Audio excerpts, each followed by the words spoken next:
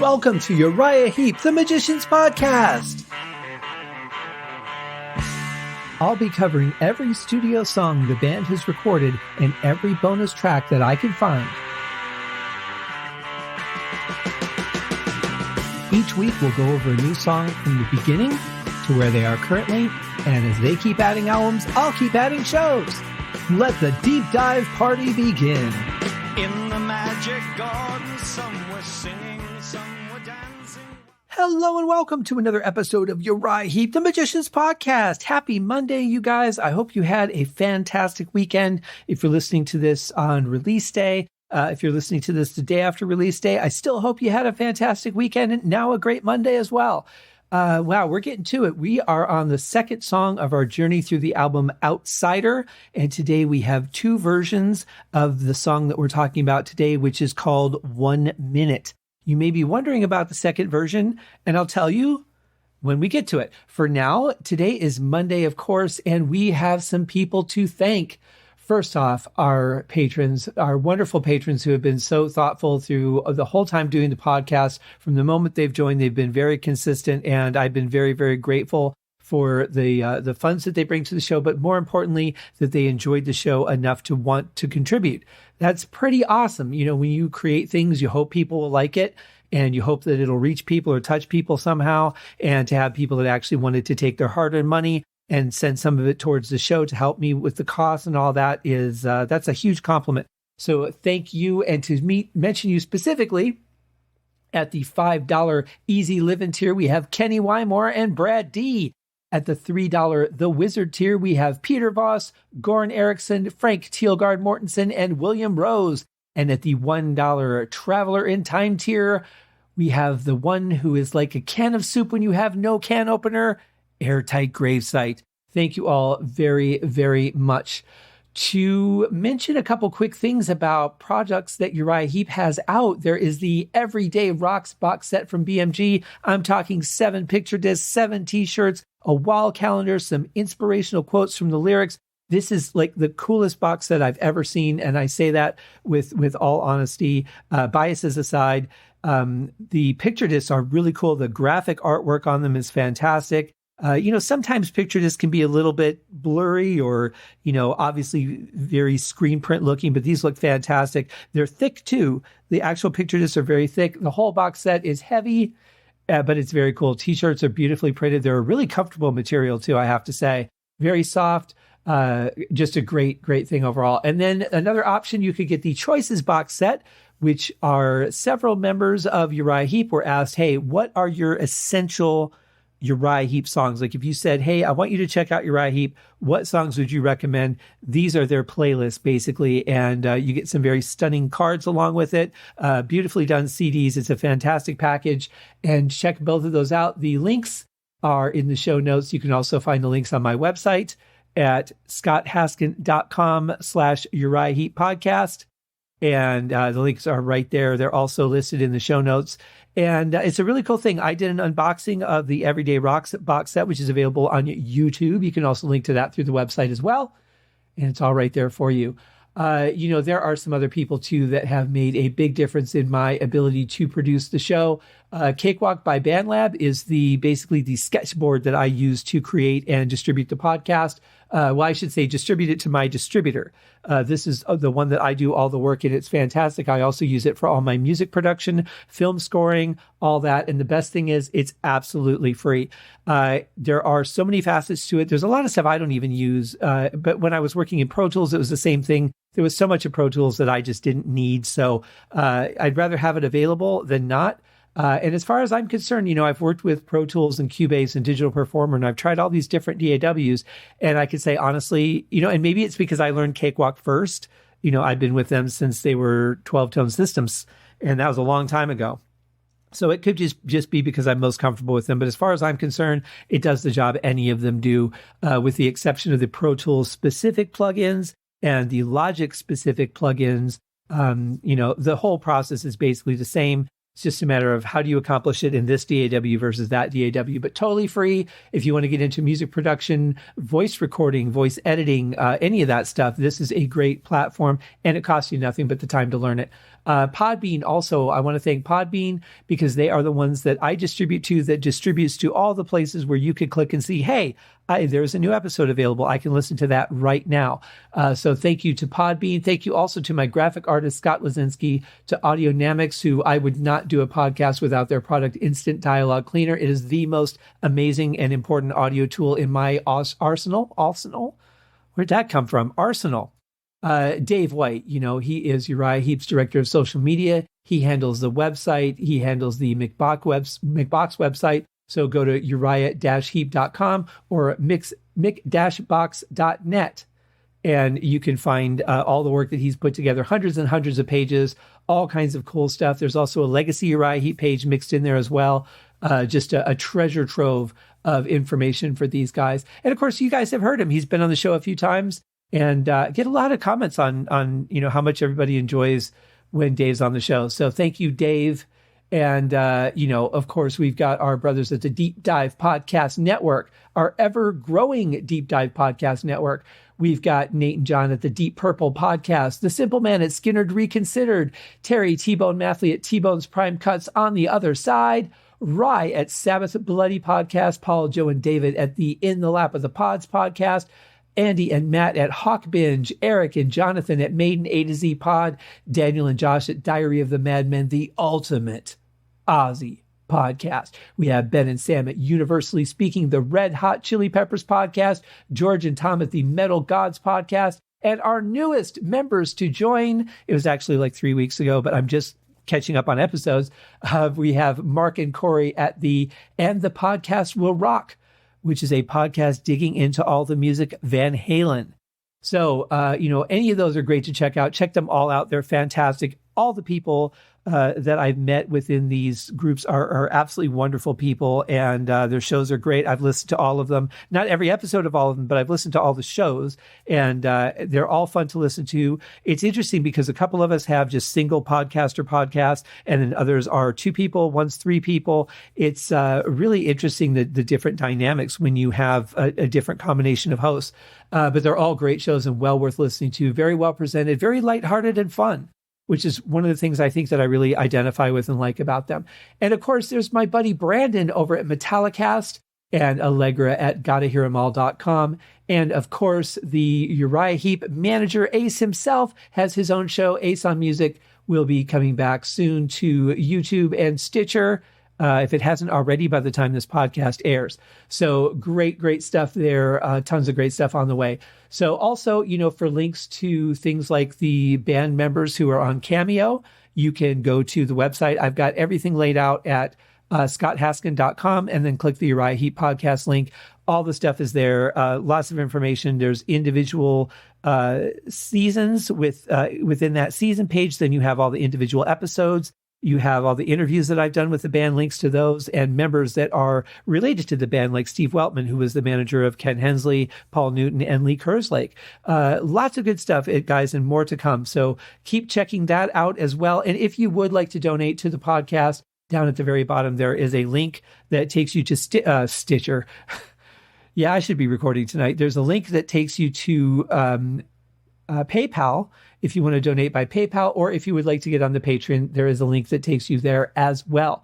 All the stuff is available, guys. And if you have any questions, something that you don't see, you're curious about, you want to see it, just shoot me an email over at uriahheeppodcast@gmail.com. That link, believe it or not, is also on the website. I try and make it as easy as possible for you guys to get all the things that you want and need. So that being said, let us start digging into today's song. This song is called 1 Minute. We've got 2 versions, a very unique situation, the only one I'm aware of that Uriah Heep ever did this on. So the first version is the normal studio album version. The second version is in German. I know. I'm fascinated by that. So we're going to do the regular studio album version first. When that's done, I'll play you some clips of the German version because it's not the whole song, just parts of it. So let's start with 1 Minute, the studio version from Outsider by Uriah Heep.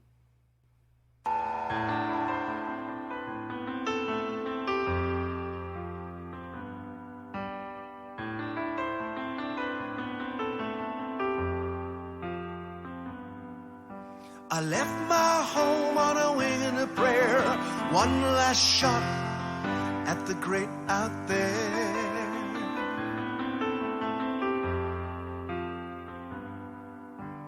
Gave it a chance on a railroad car to take my dream to a land so far.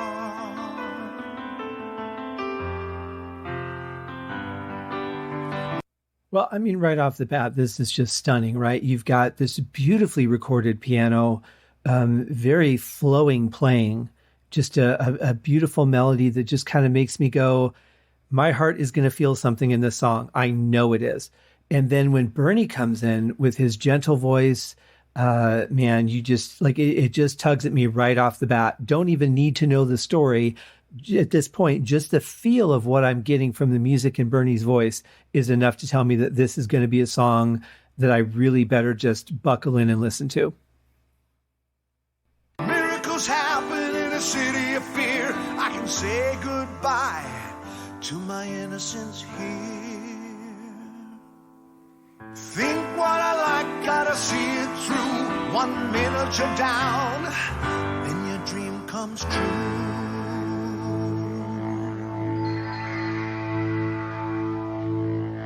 I don't know if it was his pronunciation there or maybe just something with that little bit of push in his voice. But in that last bit there, he reminded me of Jeff Tate from Queensryche. Back when thinking about albums like Operation Mindcrime, the first one, or maybe like the song Silent Lucidity, there was just something in there that reminded me of Jeff Tate. A very great singer. I mean that completely as a compliment.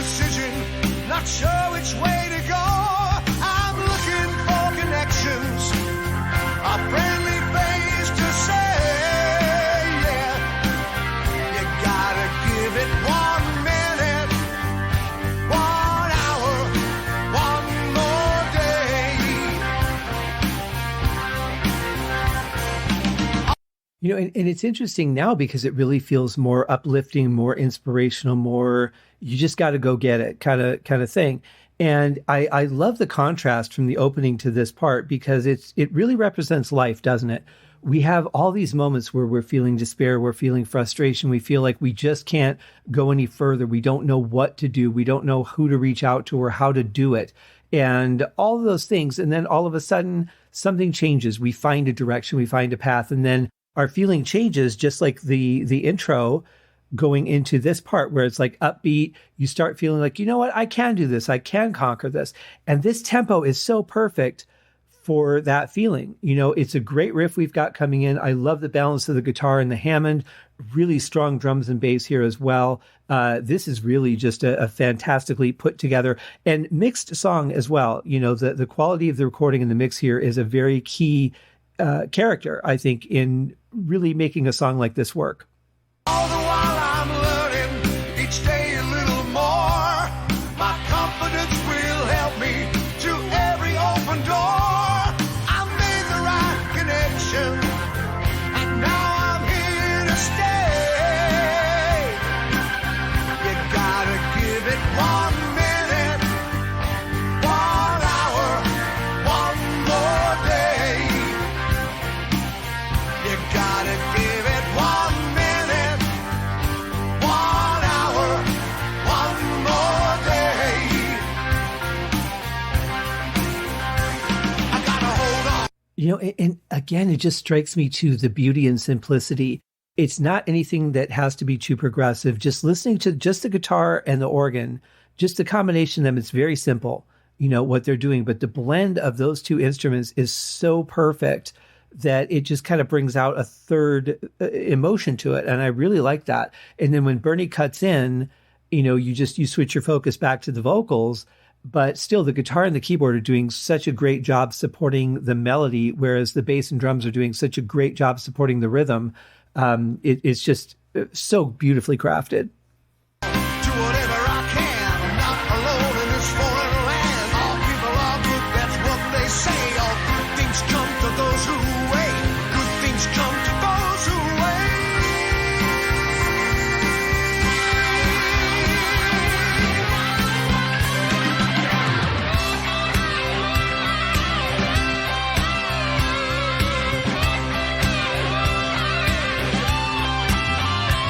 I'm looking for connections.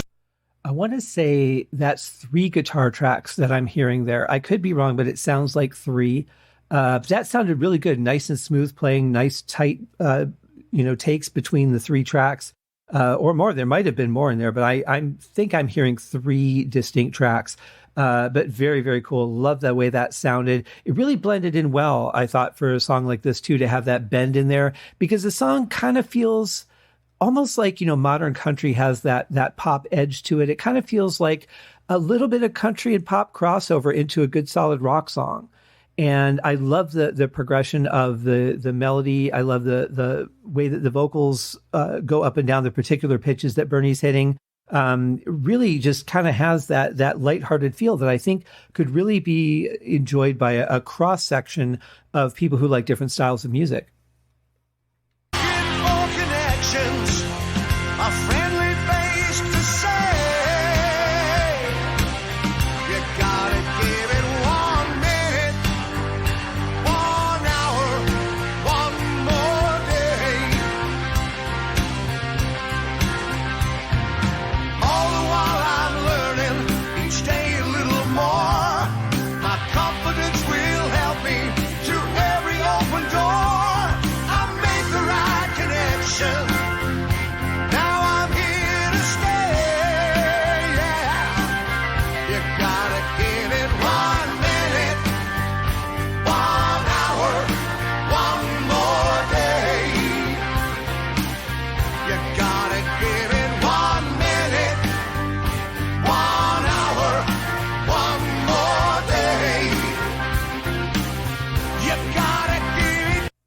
Thickening up the vocals here in this last section really does make a big difference. You kind of get the feeling like this would be a good song, another sort of song where everybody could just share in the joy of it together, rocking back and forth, all in unity, just being part of this song. It just has that feel to it, like a bunch of songs we've talked about that Heep has created. But then, when you hear the vocals thickened up, you kind of picture, at least from an audio standpoint, I don't know, is there a term for hearing a pic? Like you see a picture, what would be the term for hearing that?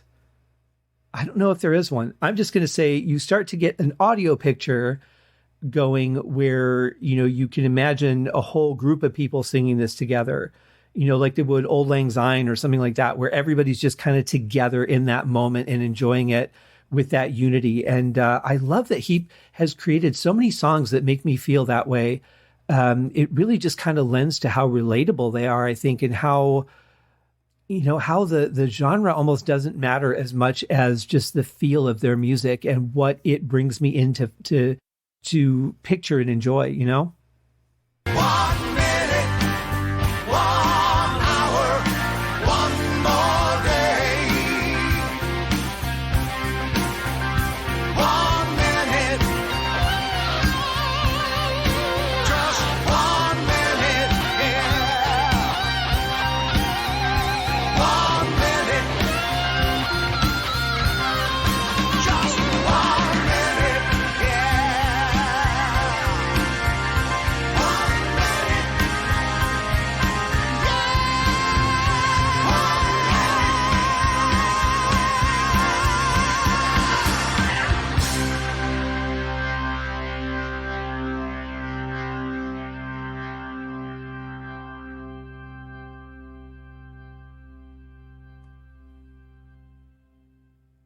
What a great ending. I love the power of those piano notes coming in towards the end. That was a really nice surprise to introduce that. Also, the little bits of subtle changes in the background music that I heard were very nice. Mick coming in with some fills on guitar. I mean, the whole song just ended so well-rounded.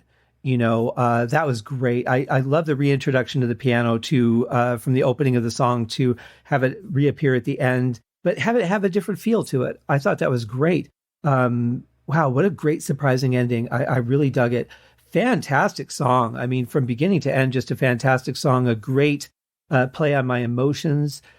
So well crafted and performed, very subtle. It wasn't, like I said, it wasn't a very technical song. There were not a lot of layers of things except in a couple of spots. It was really just a very straightforward song. But sometimes there is so much beauty in simplicity that you really don't need to do a whole lot to it. And I think this was definitely one of those cases. One of my favorite performances from Bernie. Just a great song overall. Beautiful opening from Phil. Everybody was just solid on this song, as they always are. But, when you're in the moment of a song, you appreciate their effort on that song so much more, even though like they gave the same great performance on every song on this album, just like when you're in the song, and this is why I wanted to do the podcast, to be a dive into each individual song. I didn't want to do a whole album per podcast because honestly, I don't think I would have been able to appreciate the songs or share the details of the songs to the level that I have if I was just doing an album review. We've dug into a lot of specific parts in these songs. Here's how this part made me feel. Here's what this instrument does when it comes in. And a song like this, to be able to dissect it and really understand what's going on and see how beautifully layered it was in the simple amount of layers that there were. I'm so glad I chose to do the show this way. Yes, there have been a lot of episodes, but the nice thing is, if you all of a sudden you get into a song and you're like, hey, I've never really heard this song before, and you check it out and you really like it and you listen to it a few times, you can always just go to that episode of the podcast and say, well, I want to hear from a different perspective, or maybe I want to learn something about the song that I'm not hearing. This is a great way to do it. And you get to do it with every single song they recorded in the studio, at least every single song I'm aware of. And like I said in an earlier episode, I have found all the songs that I have any documentation of them recording. So every single song will be reviewed on the show. And I'm so happy about that. But I'll say it many times between now and the time that I've caught up with everything. If when the show's done, if you guys hear of a song or know of a song that I did not find, please reach out to me. The Uriah Heep podcast at gmail.com email will stay active as long as I'm around. So feel free anytime to write me and let me know of any songs that you are aware of that I did not cover on the show. Again, I'm just talking studio songs, not talking songs that they covered live. So that being said, let's check out the second version of this song. It is called Eine Minute. And I'm just going to play sections because there's really only sections that are different.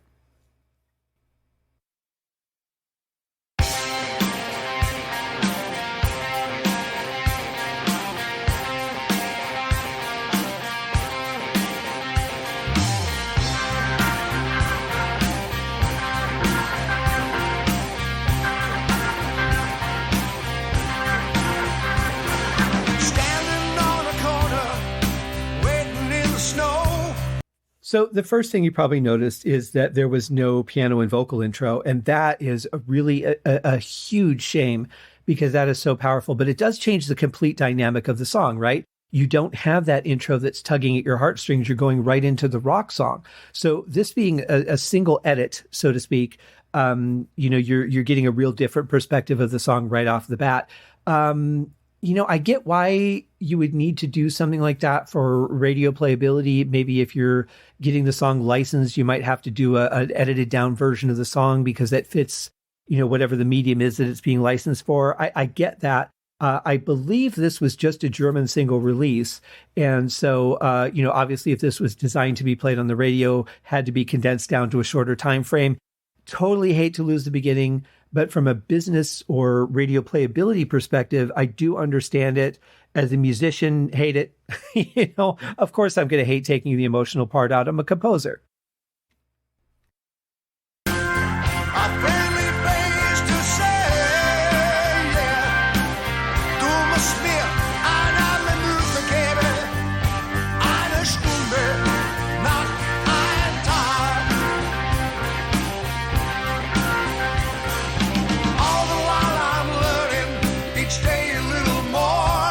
What? Was that Bernie singing German? Why, yes, it was.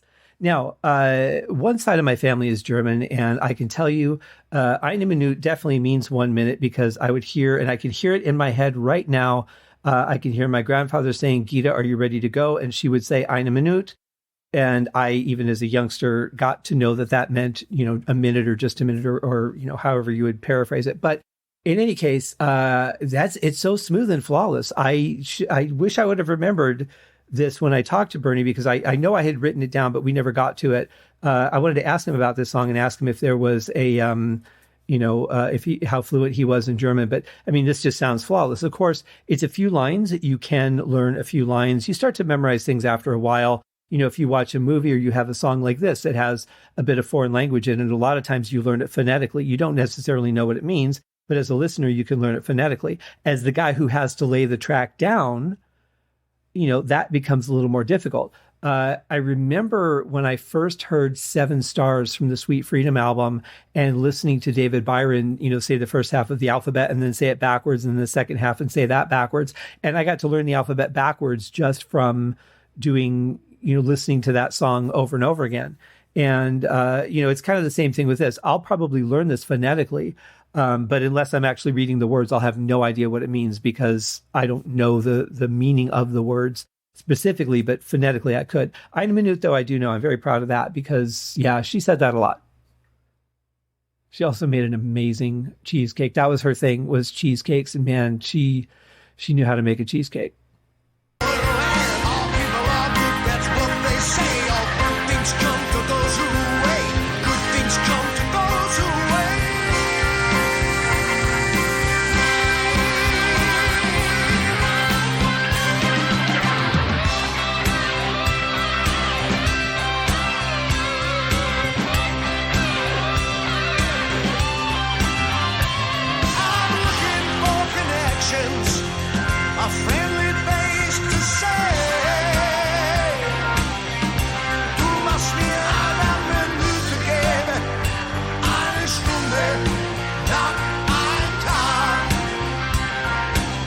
So that's pretty much the gist of it. It's repeated towards the end again where he's singing those lines in German.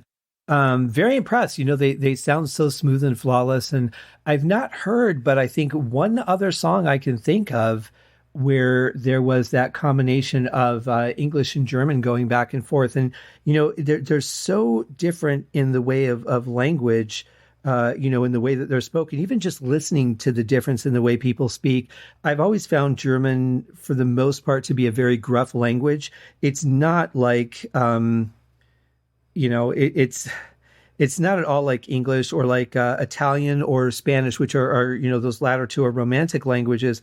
Not like those at all. They're, it's very gruff and very, even when people are speaking softly, it almost sounds like they're angry. And it's not what people would necessarily say. It's a soft, friendly, inviting language, not at all. But there was a song, I can't think of which one it is. It was one I think they had done several versions of by Blackmore's Night on their Christmas album, Winter Carols. And one of the versions was done completely in German. And then they had done an edit where they just kept swapping the vocals in and out. Like part of it would be English, part would be German. And I mean, obviously she sang 2 different tracks and then they edited the English and the German version together into the 3rd track. But it actually sounded really good. I was surprised at how good, enjoyable the German version was, because again, it's not music. Like the German music that I've heard is very dark and almost gothic and, really deep voices and stuff like that. But listening to Candace sing it in German was very nice. And then, listening to Bernie sing in German is very nice. So it actually makes me want to hear some things sung in German that I'm not used to. And I actually have, a cousin in Germany who's a bass player. And I'll have to check out some more German stuff because I might be pleasantly surprised. I think I've done like a mental block where I've said, it's just not, it's not a good language for vocals. It really isn't. But the way that I'm hearing Bernie and the way I've heard Candace, I'm a lot more open to it now. So thanks to the both of you who have given me that. And very cool. But that's the song, guys. The German version, the American version. Wonderful track from Uriah Heep. I really dig this one. It's one that I can honestly say I'll listen to many times over and over. I think it's just got such a good feeling to it. I feel very happy and optimistic right now. I kind of feel like I could take on the world.